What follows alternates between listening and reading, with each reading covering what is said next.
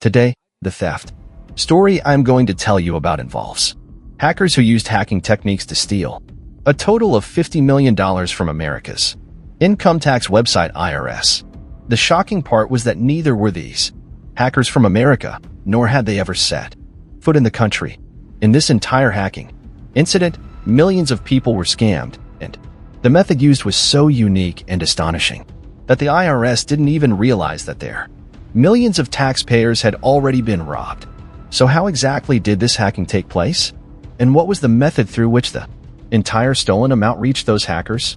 This in itself is extremely surprising and thrilling. The story begins in Boston, USA, where a man named Michael Casp was preparing one morning to file his income tax. He makes coffee for himself and sits down with his laptop, where he opens a website called TurboTax and logs in using his ID and password. As soon as he logs in, a notification pops up that makes the ground slip from under his feet. The notification clearly states that his income tax has already been filed. Reading the notification, he gets so nervous that for a while, he can't understand anything. He immediately calls the IRS customer care to find out what's going on. The IRS was the website that stored the complete record of all taxpayers in America. Here, people could check their tax status, refund status, and everything else. Michael was panicked and stressed because he hadn't filed his income tax yet. So who had? And how did they do it without logging into his ID? After calling the IRS, he finds out that his taxes have already been filed and the refund amount has already been deposited into an account on the same day. When Michael asks them where the tax was filed from and who filed it under his name, the IRS refuses to give any details, as their policy doesn't allow them to share any taxpayer information with anyone.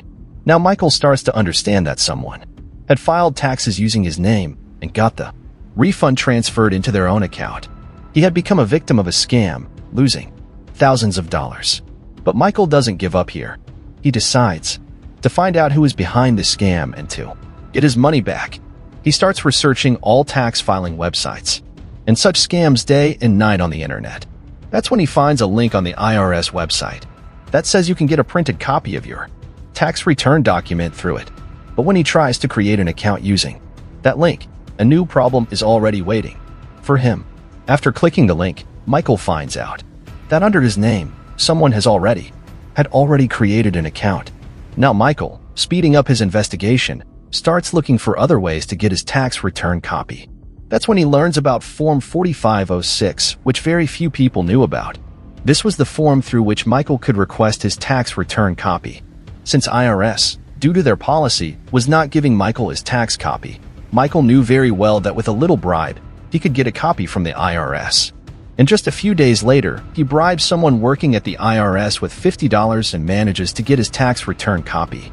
Now Michael had his tax return copy in his hands, and after seeing it, he was shocked. From that copy, he found out how much money had been scammed under his name and to which bank account it had been sent. After seeing the tax return copy, Michael finds out that $10,000 had been transferred to an account in Pennsylvania's First National Bank. This was the amount Michael was supposed to receive as a tax refund, and it was transferred under his name.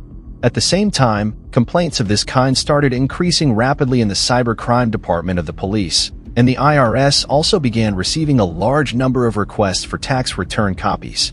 Now Michael takes help from the Williamsport Police Department and, along with a police officer there, begins investigating this fraud. During the investigation, it is discovered that the $10,000 that was stolen from him had been transferred to the account of a girl who was a student at Pennsylvania University. Michael and the police officer reach Pennsylvania University and start questioning the girl. In the interrogation, the girl tells them that $10,000 had been deposited in her account, but she received the money under a project by an international company. She tells Michael and the police that she was searching for online work on the internet, and that's when she came across an ad by a company named Craigslist, where she could earn good money by doing some financial tasks. The financial task was that she had to receive money in her account and then send that money via withdrawal from her account. Now, Michael and the police officer understand very clearly what kind of scam this was and how this girl was used to transfer the scammed money to Nigeria without her even knowing. This clearly meant that the girl was lured with some money and used to transfer hacked funds, and she had no idea about it. This was a very smart method used by the hackers, in which even if someone tried to track them, they wouldn't be able to reach them. Now comes May 26, 2015. This was the day when the IRS published news on its website stating that hackers had stolen millions of dollars in tax returns from their website.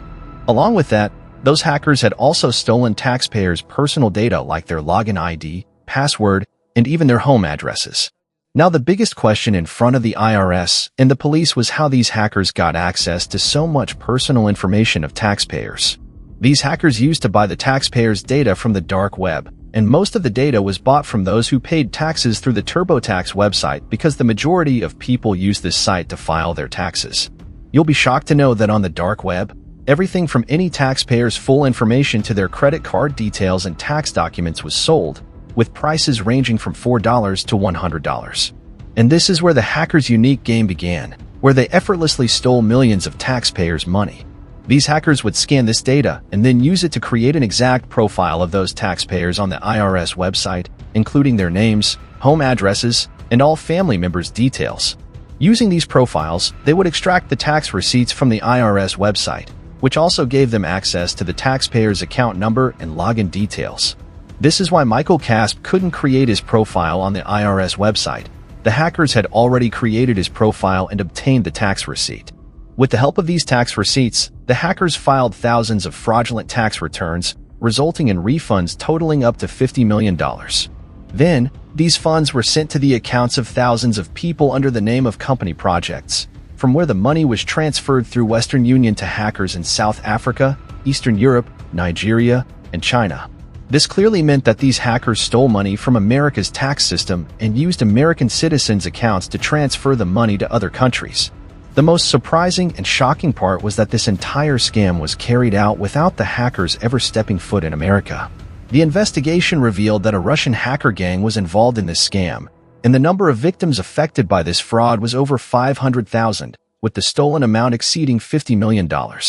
After this massive theft, the IRS faced a lot of shame across the United States, where courts and people raised several questions about the security of the IRS website. On one hand, the victims who had fallen prey to the fraud filed legal cases against the IRS, claiming that their personal information was leaked due to the IRS's poor cybersecurity. On the other hand, the court issued two orders for the IRS. First, to improve the cybersecurity of their website, no matter how much it costs, and second, to provide taxpayers access to their tax receipts and other information free of charge. The purpose of making this video is twofold. First, to alert all of you to be very cautious while sharing any personal information online to prevent its misuse, and second, to keep you entertained and help you learn something new. Let me know how you like this video in the comment section. Please like and subscribe to the channel. See you in the next video.